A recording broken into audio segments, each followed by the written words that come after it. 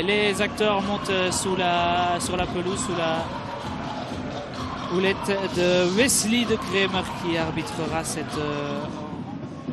retour sur les compositions d'équipe. 3 changements du coup du côté de Westerlo. Ferry, Saito et Lapage rentrent. Comme a priori toutes les rencontres de Champions Playoff à partir de maintenant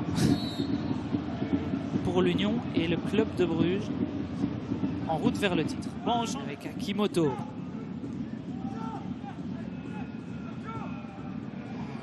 Aspolat peut remonter. Il en a profité auprès d'Jasperwitz pour demander un carton sur cette action. Il n'en est rien. Le centre, Traoré, l'ouverture du score.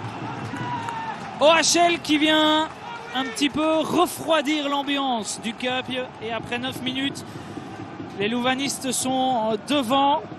Le mode vacances n'est pas activé dans cette possibilité. Georges tout seul. Trop d'espace pour Sorikaba qui vient chipper le ballon à Kimura. Traoré, le centre pour Georges. Ça rentre, ça oui. 0-2 au quart d'heure. Qui vient chipper le ballon à Kimura qui n'est pas assez solide dans ce duel. Et puis c'est facile. Traoré, la vision du jeu. Et juste ce qui... En retrait chez Lacomi. C'est puissant comme centre, mais ça arrive quand même chez Oscar Gilles.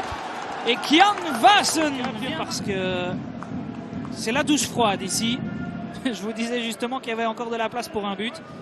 Et puis après, on a parlé en avant-match de l'inefficacité offensive de OHL. Aujourd'hui, c'est du 100% quand c'est cadré. Traoré pour le doubler. C'est dans les gants de Ljungdahl, c'est trop facile. Ça, Traoré. En plus, la remise termine dans les pieds de Sorikaba. Traoré, il y a peut-être une position de hors-jeu de Vassen. Pour le moment, on va laisser jouer ça. Vassen, le doublé, oui. Mais le drapeau se lève. Parce que c'est joué intelligemment et ouais, il va falloir tracer la ligne.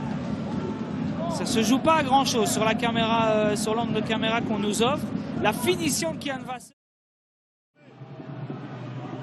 Kimura plus présent aussi dans les duels. Le centre vers la tête de Sayed Manesh.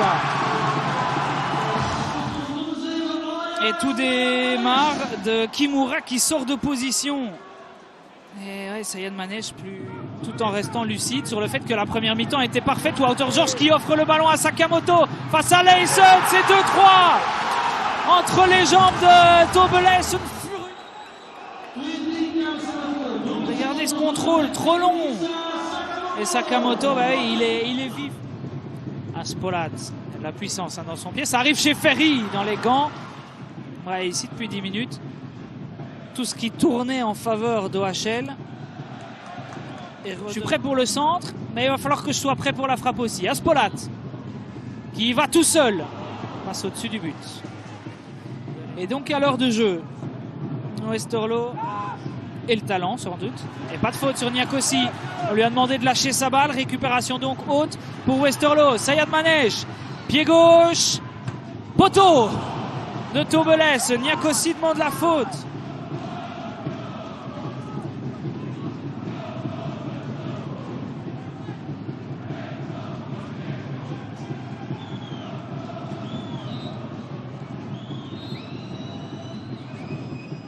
Face à Akimoto. Cette fois-ci, il y a eu un contact, mais ça passe pour Brian Reynolds. Face à Niakosi, ils se jettent tous les deux. Ça reste dans la course de Reynolds. Est-ce que là, il y a un penalty ou pas? Oui. Brian Reynolds qui va chercher complet. C'était compliqué de marquer des buts pour OHL. Ils en ont mis 3. Là, il n'y a pas de faute. Et ensuite, qu'est-ce qu'il en est aujourd'hui? Sayed Manesh face à Leison. Contre-pied parfait.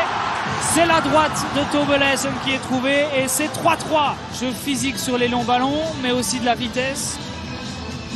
Sibesclever sans doute pour Aspolat. Au point de pénalty pour Ferry. Un manque de puissance. En retrait chez Lapage, oui. Il a de l'espace pour tirer ou pour trouver Reynolds. C'est non, le poteau.